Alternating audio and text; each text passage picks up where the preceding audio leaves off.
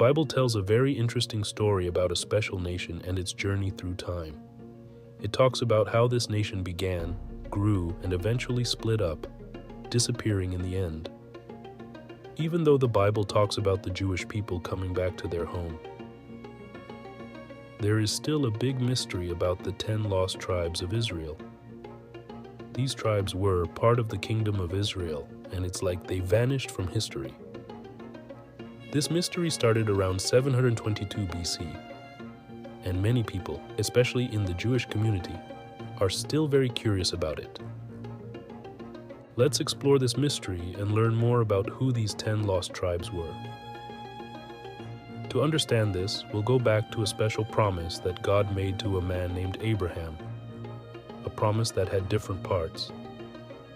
God told Abraham that he would become the father of a great nation, and this nation would be blessed. They would be famous, protected by the Holy Spirit, and bring prosperity to everyone. Abraham's son was Isaac, and Isaac's son was Jacob. Jacob had a big family with 12 boys and 1 girl. Together they traveled to Egypt. Among these 12 boys, 10 were given tribes named after them. Another son, Joseph, had 2 tribes named after his own sons, Ephraim and Manasseh. The names of these 12 tribes were Reuben, Simeon, Judah, Issachar, Zebulun, Benjamin, Dan, Naphtali, Gad, Asher, Ephraim, and Manasseh. With the leadership of Joshua, who led them in conquering Canaan, the tribes spread across the land. After some time, when King Solomon ruled, the kingdom was divided. This happened because Solomon did not keep God's covenant, so God decided to tear the kingdom away from him. However, for the sake of Solomon's father, David, this did not happen during Solomon's lifetime. Instead, it was said that it would happen to Solomon's son.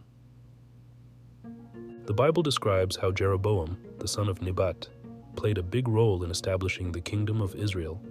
He became the first king of the United Kingdom of Israel. This story sets the stage for the idea of the 10 tribes. When Rehoboam, Solomon's son, arrived in Jerusalem, he gathered all of Judah and the tribe of Benjamin. After this, the term 10 tribes appears, and the 10 tribes rebelled against Rehoboam, leading to the splitting of the kingdom into the kingdom of Israel and the kingdom of Judah. The once united kingdom became 2 separate parts. In the northern kingdom of Israel, 9 tribes had their land, while in the southern kingdom of Judah there were 3 tribes. As time passed, because of the mistakes of the Israelite people, both kingdoms faced exile, though at different times and places.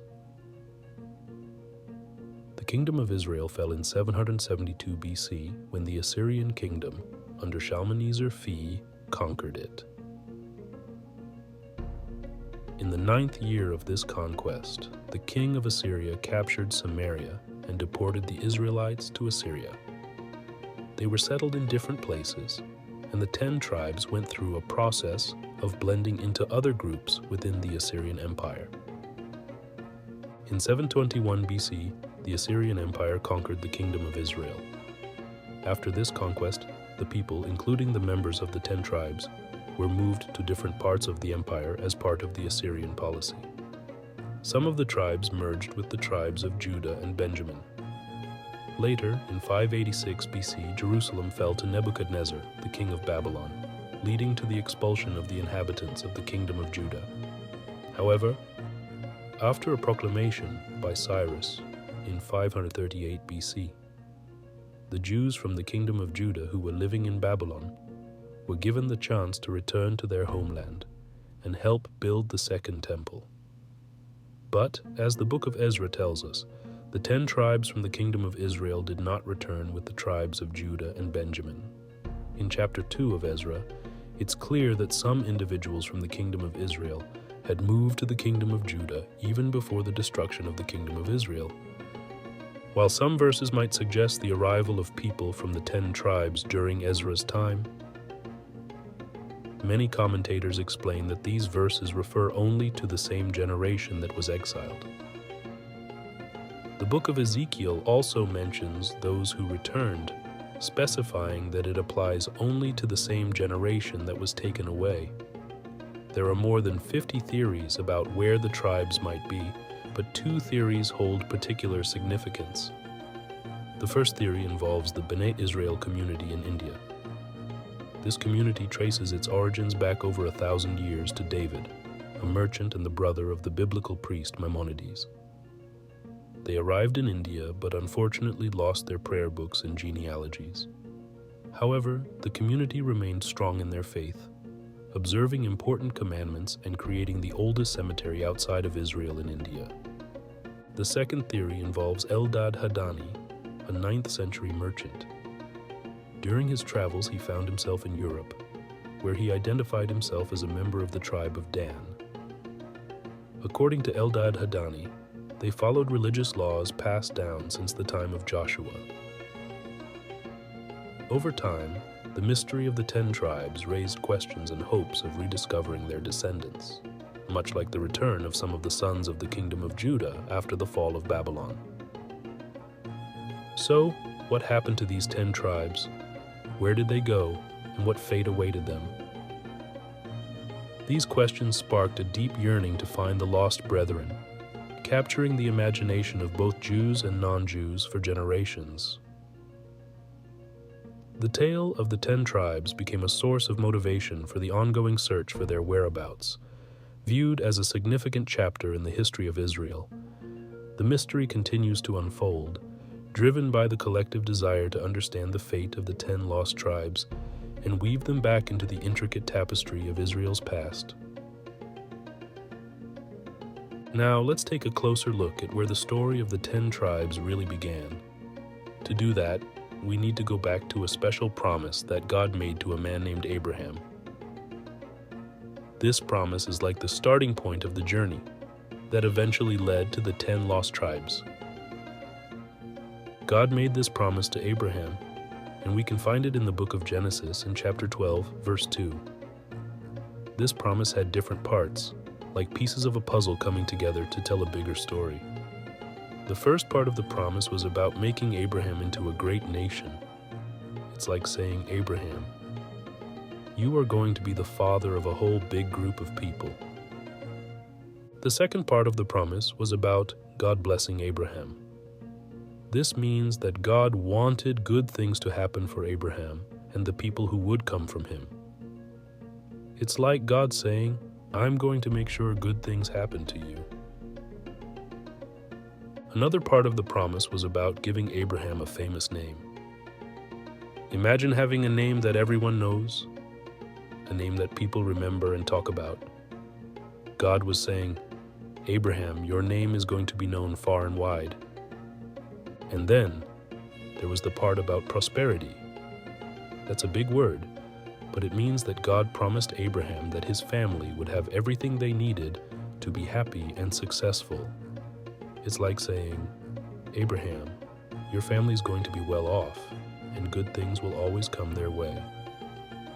So Abraham, whose son was Isaac and whose grandson was Jacob, became the starting point of this special promise from God. This promise set the stage for the journey of the 10 tribes, as they were part of the descendants of Abraham. As we continue our journey through the story, let's keep in mind this important promise that laid the foundation for the larger tale of the 10 lost tribes. Now let's dive into the next part of our story where things get really interesting. We've learned about the special promise God made to Abraham, and now we'll see how this promise unfolded through the generations. Abraham's family journeyed through time, and it continued with his son, Isaac. From Isaac, the family line extended to Jacob, who was also known as Israel. Jacob had a big family, really big. Imagine having 12 sons and 1 daughter. That's a lot of siblings in a bustling family. These sons were not just ordinary brothers, they played a crucial role in shaping the future of a whole nation. Now each of these sons became the head of a special group called a tribe. is like having a big family tree with different branches for each son. Let's go through the names of Jacob's 12 sons because they are important in our story. Their names were Reuben, Simeon, Judah, Issachar, Zebulun, Benjamin, Dan, Naphtali, Gad, Asher, Ephraim, and Manasseh. Quite a list, right? Each son had his own tribe named after him. Now these 12 tribes were like different parts of a puzzle, and together they formed the nation of Israel. It's like saying, hey, we are all part of this big family, and we belong to a specific tribe. This family with its 12 tribes traveled together to Egypt, facing different adventures and challenges along the way. Little did they know that the journey of these tribes would become a significant part of a much larger story, and the story of the 10 lost tribes.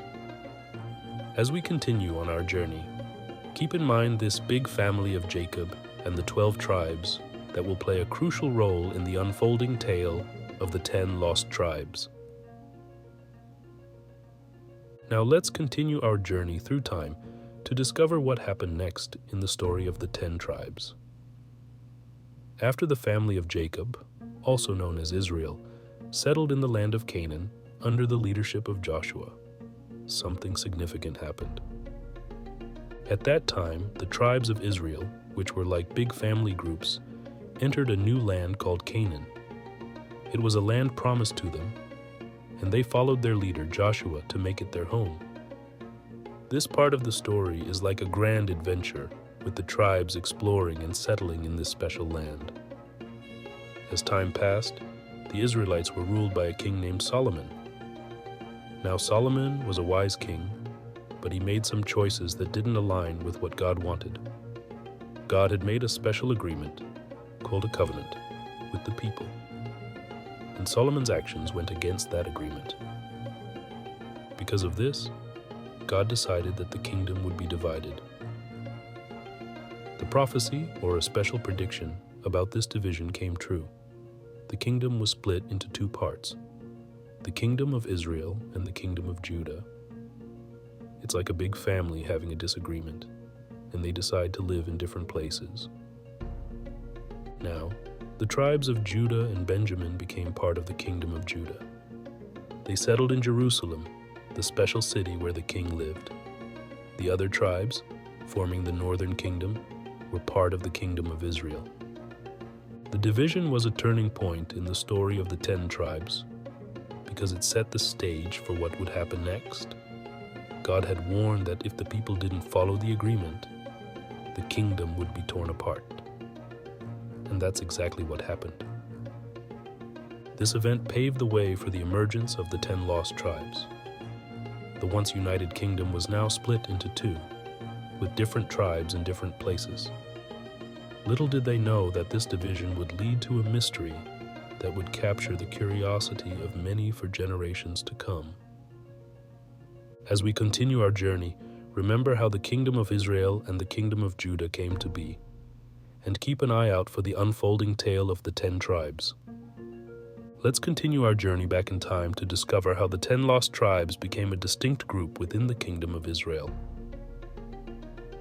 It all started with a man named Jeroboam, whose actions had a big impact on the story. Jeroboam was the son of Nebat, and he played a very important role in creating the kingdom of Israel as we know it. To understand how this happened, we need to go back to the time of King Solomon. Now Solomon was a wise king, but he made some choices that didn't make God happy. In the Bible, in a book called 1 Kings, chapter 11, verse 31, there's a prophet named Ahijah. He had a message from God for Jeroboam. The message was like a special announcement, and it said that the kingdom would be taken away from Solomon's family, and Jeroboam would be in charge of ruling over 10 tribes. This moment was like a turning point in the story. It marked the emergence of the 10 tribes as a separate and distinct group within the kingdom of Israel. It's as if they were given a special role and identity within the larger kingdom. Jeroboam became the first king of this new united kingdom. He led the 10 tribes, and they formed a unique part of the kingdom of Israel. The other tribes, Judah and Benjamin, still belong to the kingdom of Judah. Imagine it like this. It's as if a big family decided to split into two groups, and one of those groups, led by Jeroboam, became the kingdom of Israel with the 10 tribes. This event was significant because it set the stage for the story of the 10 lost tribes. They were no longer just part of a united kingdom. They had their own identity within the larger picture. Little did they know that their journey was about to take some unexpected turns, leading to a mystery that would capture the curiosity of many for years to come. As we continue our journey through this intriguing story, remember Jeroboam and the moment when the 10 tribes emerged as a unique part of the kingdom of Israel. Now let's uncover more about what happened after the emergence of the 10 tribes within the kingdom of Israel. It's a time when things started to change and a big split occurred, dividing the once united kingdom into two parts. Rehoboam, who was Solomon's son, became the king. But there was a problem. The people from the 10 tribes were not happy with some of Rehoboam's decisions. It was like a big disagreement within the family, and this led to a rebellion. This rebellion played a crucial role in the story of the 10 tribes. The result was that the United Kingdom, which had once been together under the rule of Solomon, was now splitting into two separate kingdoms. It's like saying, okay, we are going to live in different places because we don't agree on some things. The 10 tribes led by Jeroboam formed the northern kingdom of Israel. They were now a distinct group, living in their own part of the land. On the other hand, the tribes of Judah and Benjamin, led by Rehoboam, became the southern kingdom of Judah. Each kingdom had its own king, and they were like two families living in neighboring houses. Imagine it like this.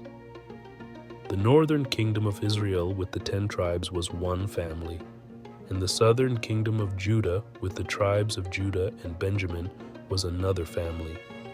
They were all part of the big family tree, but now they had their own spaces.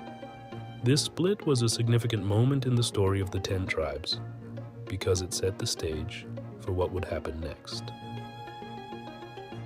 The once united kingdom had become two distinct parts, each with its own identity and way of doing things.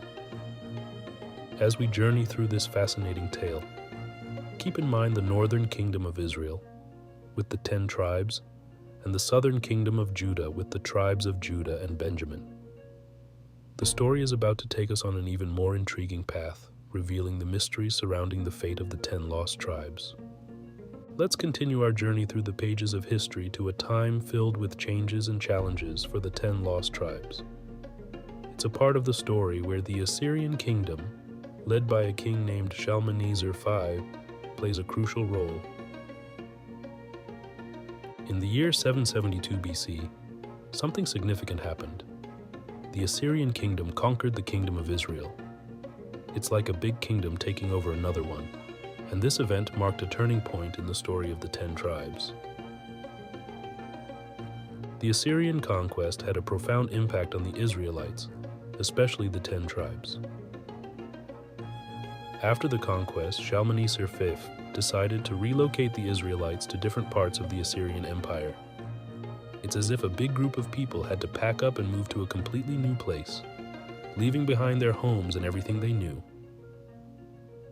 This forced relocation or exile had a lasting effect on the 10 tribes. They found themselves living in various parts of the vast Assyrian Empire. Imagine it like this. It's as if you had friends and family scattered all over different neighborhoods, and you were no longer living close to each other. During this time, the tribes underwent a process called assimilation. This is a big word, but it means that they started blending into different ethnic groups within the Assyrian Empire. It's like they became part of new communities and started adopting some of the customs and ways of the people around them. So picture this. The 10 tribes, once part of a united kingdom, were now scattered across the Assyrian Empire, living among different groups of people. They were trying to fit into their new surroundings, and it was a time of change and adjustment for the Israelites. As we delve deeper into the story, keep in mind the Assyrian conquest, the forced relocation, and the assimilation process that the 10 tribes went through. These events will shape the mystery of the 10 lost tribes and add more layers to their intriguing tale. Let's unravel the mystery that surrounds the fate of the 10 lost tribes. It's like peeling back the layers of a secret to discover what happened to these tribes after the Assyrian conquest and exile. As the Israelites, including the 10 tribes, found themselves scattered across the Assyrian Empire, their fate became a puzzle waiting to be solved. Some of them took a different path. They merged with the tribes of Judah and Benjamin. It's like two pieces of a puzzle fitting together, creating a connection between the tribes. But for others, the journey took a different turn. They went through a process called assimilation, which means they blended into different cultures and became part of new communities. It's like becoming a part of a big, diverse family with different traditions and ways of doing things. In doing so, these tribes seemed to vanish from historical records, leaving behind a sense of mystery. Now here's where the book of Ezra comes into play. Ezra tells us a bit more about what happened after the exile. It's like a historical record that gives us clues about the Israelites' return to their homeland. But here's the intriguing part. While the tribes of Judah and Benjamin made their way back to Israel, the 10 tribes did not. Ezra's account highlights that the majority of the population, which made up the kingdom of Israel, did not return to their homeland. It's like they chose different paths, and their whereabouts remained hidden.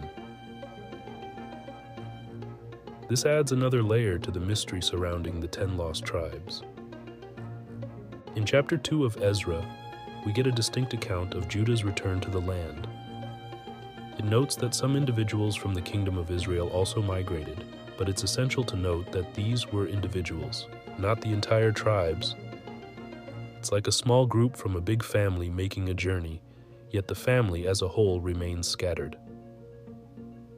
Now, when we explore the verses in the book of Ezekiel, another book in the Bible, most commentators clarify that the reference to those who returned applies only to the same generation that was exiled. It's like saying that the people who returned were from the same time period, not from later generations. As we navigate through the twists and turns of this story, keep in mind the merging with Judah and Benjamin, the assimilation into new cultures, and the absence of the 10 tribes in the return described in Ezra. The mystery deepens, and we're about to explore even more intriguing aspects of the 10 lost tribes' journey. Now let's explore the many ideas and stories that people have shared about where the 10 lost tribes might be. It's like going on a treasure hunt for clues and uncovering different theories that add more layers to the mystery. Believe it or not, there are over 50 theories. That's a lot of different ideas about where the 10 tribes could be. It's like having a big collection of possible answers to the question of where these tribes went after their mysterious disappearance from historical records. Among these many theories, 2 central ones have caught the attention of people trying to solve the puzzle. One of these theories takes us all the way to India, a land full of vibrant colors and rich history. There's a community called the Bene Israel in India, and their story dates back over 1,000 years. According to this theory, a man named David, who was not just any man but a merchant, traveled to India. What makes it even more interesting is that David was the brother of a well-known biblical priest named Maimonides. Imagine it like this: a member of an important family connected to the biblical past, journeying to a faraway land. Now David and his community in India faced a challenge. They lost their prayer books and genealogies. It's like forgetting important pieces of information that connect you to your family's history. Despite this setback, the Bene Israel community remained strong in their faith. They continued to practice important customs, like reciting daily prayers and observing special commandments. On certain days, they would wear white clothes, and on days of mourning, they wore black. It's like having special outfits for different occasions, a way of expressing their feelings and traditions. And guess what? They have what is now the oldest cemetery outside of Israel in India. It's like having a piece of history right there in their land. Now let's switch our focus to another tale, this time set in Europe during the 9th century. Imagine a merchant named Eldad Hadani, roaming through different lands and proudly identifying himself as a member of the tribe of Dan. It's like someone saying, "Hey, I belong to one of the 10 lost tribes." Eldad Hadani shared that the religious laws they followed had been passed down from generation to generation since the time of Joshua. It's like keeping a family tradition alive, even when living far from the land where it all began. These stories add a touch of adventure to the mystery of the 10 lost tribes.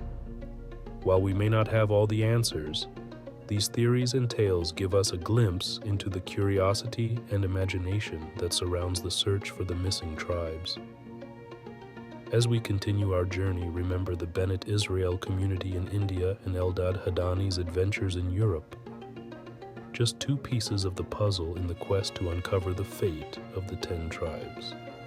As we dive deeper into the story of the 10 lost tribes, we find that their mysterious disappearance didn't just fade away with time. Instead, it sparked questions and hopes among people who wanted to uncover the truth about what happened to them. It's like trying to solve a puzzle that has been puzzling everyone for a very long time. This longing to find the lost brethren, the descendants of the 10 tribes, is a powerful feeling. It's like missing someone you care about and wanting to bring them back into the fold. This deep desire to rediscover the descendants of the 10 tribes reminds us of a similar feeling in a different part of history. Think about the sons of the kingdom of Judah. After the fall of the Babylonian kingdom, some of them returned to Zion, their homeland. It's like a homecoming, where people who were once separated from their land finally had the chance to go back. This return marked a special moment, and it was seen as a sign of hope and redemption. Now let's bring our focus back to the tale of the 10 tribes. This yearning to find them, to uncover their descendants and bring them back, became a source of inspiration for both Jews and non-Jews. It's like a story that doesn't end, but continues to captivate the imagination of people from different backgrounds. The idea of the 10 tribes returning to their land became more than just a historical event. It became a symbol of something bigger. For many, it signaled the arrival of a special time, perhaps even the coming of the Messiah and the days of redemption. It's like waiting for something extraordinary to happen, a moment that would change everything. So, this tale of the 10 tribes didn't just remain in the past. It became a source of motivation for people to search for their whereabouts, to uncover the missing pieces of the puzzle. It's like a quest that keeps going, fueled by the hope of rediscovering the descendants of the 10 tribes. Let's delve into the deep feelings that the story of the 10 lost tribes has stirred within people over the years. This profound yearning or strong desire for the lost brethren has been like a powerful force that captivates the Jewish imagination, passing down through countless generations. Imagine it like this. When you really miss someone or something, that feeling stays with you, and it's passed on to your children, and their children, and so on.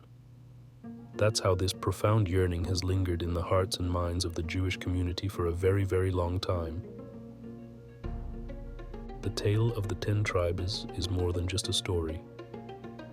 It's like a source of motivation that keeps people searching for their descendants. It's like a spark that ignites the curiosity and determination to uncover the missing chapters of this mysterious story. The idea that the return of the 10 tribes to the land of Israel could be a momentous event holds a special place in the hearts of many. It's like waiting for something incredibly important to happen, something that could change the course of history. For those who believed in the story of the 10 tribes, the return to the land of Israel wasn't just a physical journey. It was seen as a symbol of something much greater. It's like a signpost pointing towards the arrival of the Messiah and the days of redemption. People saw it as a time when something extraordinary would take place, bringing hope and renewal. This profound yearning, then, became a part of the Jewish identity. It's like a shared feeling that connects generations and creates a sense of unity among those who hold on to the hope of rediscovering the lost brethren. As we approach the end of our journey through the tale of the 10 lost tribes, we find ourselves facing a big challenge, unraveling the mystery that shrouds their fate and journey. It's like solving a puzzle with missing pieces. And to do that, we need to carefully explore historical records, dig into archaeological findings, and discover cultural remnants that may hold the key to understanding what happened to these lost tribes. Think of it like being a detective, searching for clues to piece together a story that has been hidden for a very long time. The questions surrounding the fate of the 10 tribes are like a riddle waiting to be solved, and it's going to take some careful investigation to find the answers. Historical records are like old books that tell us about the past. By studying these records, we can learn more about the time when the 10 tribes existed and what might have happened to them. It's like reading a history book, but one that goes back thousands of years. Archaeological findings are like treasures buried in the ground. Archaeologists, who are like modern-day explorers, dig up ancient artifacts, things that people used a long time ago. These artifacts could be like pieces of a puzzle, helping us understand how the 10 tribes lived and what might have led to their mysterious disappearance. Cultural remnants are like traces of the past that are still present today. Think about traditions, customs, and stories that have been passed down through generations.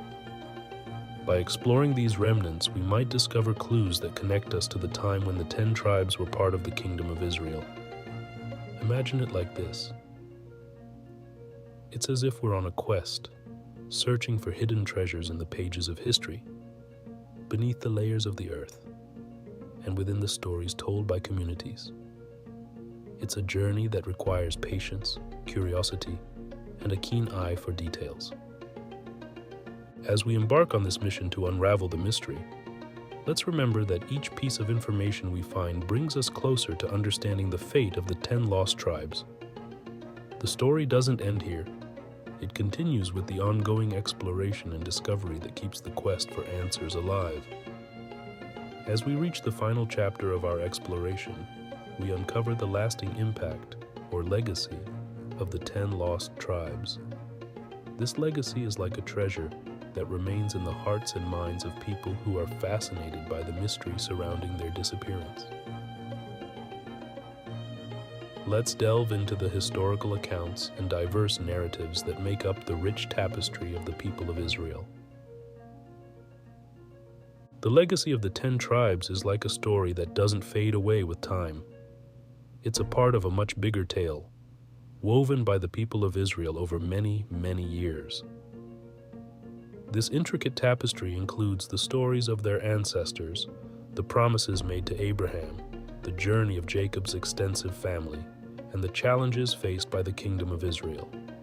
As we reflect on this legacy, it's important to understand that even though the fate of the 10 tribes remains a mystery, their story has left a lasting impression.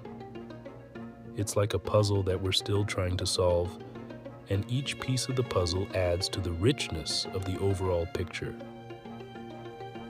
This legacy serves as a reminder of the resilience, or strength, of the people of Israel. Despite facing challenges and uncertainties, their story continues to captivate the imagination of those who seek to understand the mysteries of the past. It's like a thread that connects generations, creating a sense of unity among those who share in the curiosity about the fate of the 10 lost tribes. Think of it like this. The legacy of the 10 tribes is a bridge that spans across time, connecting the ancient past with the present.